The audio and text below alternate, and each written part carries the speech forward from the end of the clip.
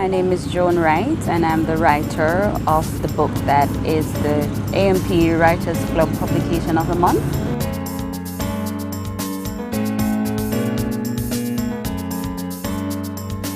The name of that book is From Brokenness to Victory, and it's actually my life story in a small book, just 109 pages.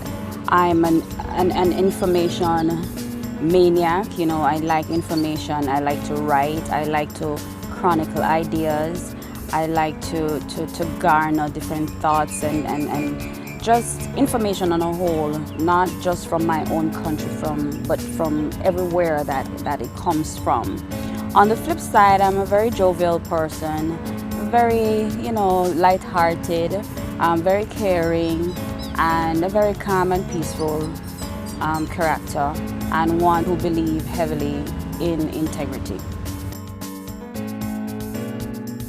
I have to be in a world surrounded by serenity, and calm.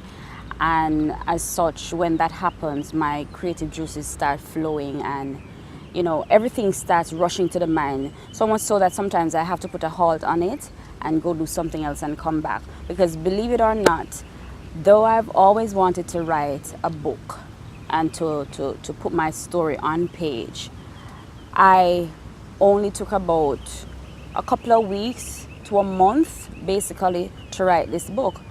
Because when I sat down to write, so much was flowing, so many ideas came, so many stories came flashing back.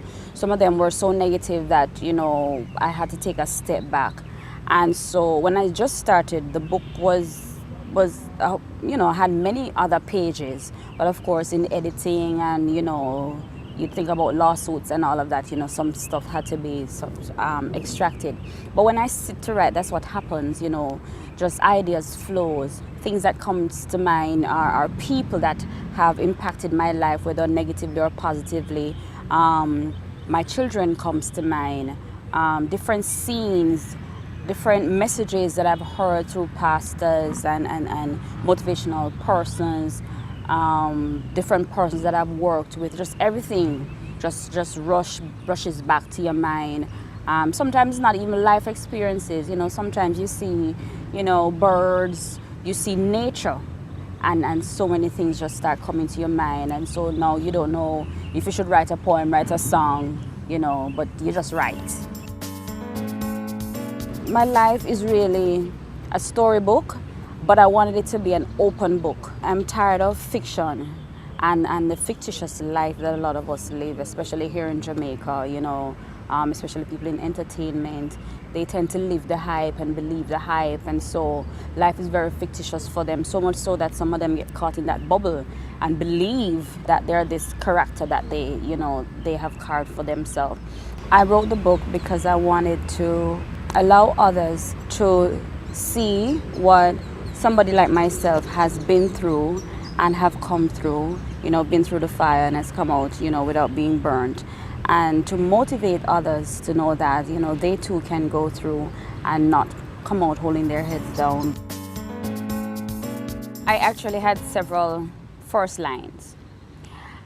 However, I remember when I started looking back, when I've always had memory losses of when I was a toddler. And I used to wonder why I hear some people mentioning when they were 3 and 4 and 5 and they can remember, holding on to their mom or saying, different things. And I could never remember, I could never recall whatever happened before I was about 8 or 9 thereabout. And I don't know if my story or my life was that bad that, subconsciously or unconsciously, I blocked it from my mind. Because even in my teenage years, a lot of stuff happened that I can't put all the pieces together. But I know that happened because it was so negative, then, basically I just shut it out.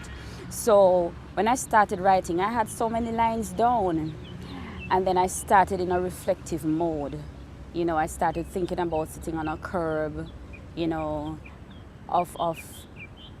I remember one time when I got lost when I was a baby. I don't remember what age, and my mom sent me to the shop.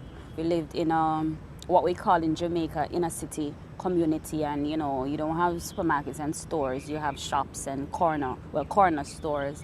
And I remember she sent me to the shop, and I don't remember if my money got lost or it was stolen, but I was such an outcast that whatever came from my mouth nobody believed. So when I told her that my money was either stolen or got lost, she didn't believe me. She thought I used it to buy something and eat it off and come with a story. And so I remember that story, and I started chronicling that story.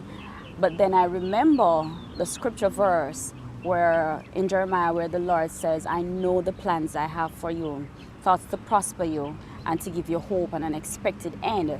So I wanted to start, though reflective, also positive, and that's exactly how the book started.